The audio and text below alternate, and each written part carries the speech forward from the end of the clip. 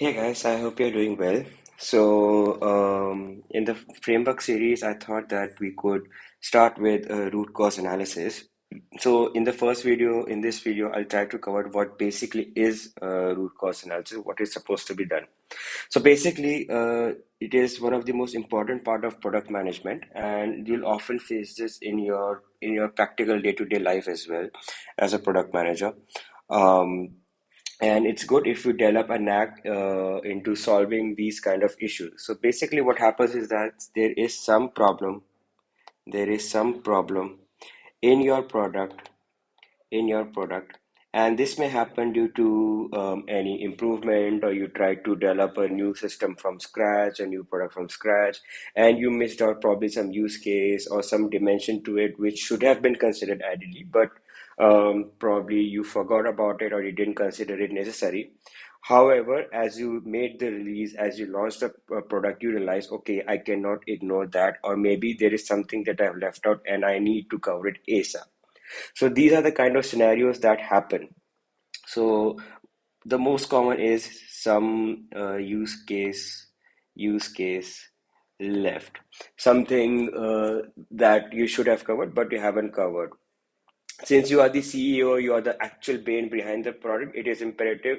All these responsibilities comes down to your shoulder to ensure that you cover all the plethora of cases. You can develop with the development team, the QA team, even the technical support team as well. But everything comes down to your shoulders. This is one thing you should keep in mind.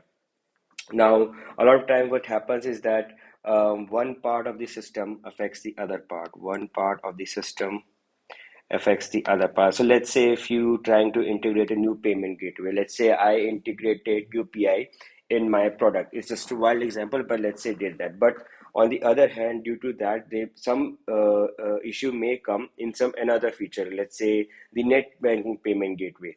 So such kind of issues do take place, and oftentimes it does happen that they do get bypassed even by the testing team, and they go out into production and some issue comes starts getting reported, and then you have to take a call whether to roll back or not, or whether it can be um, fixed using a hot fix.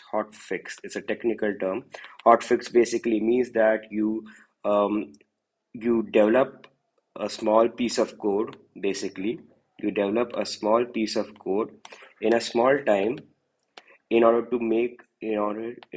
to stabilize your release. It's a subjective call, and it's not that you develop that fix.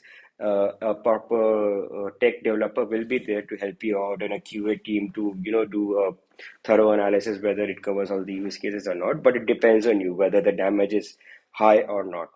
So basically, this is what is covered in the root cause analysis. And the more you practice on it, the better it is, because it really helps develop and ideate your problem solving acumen.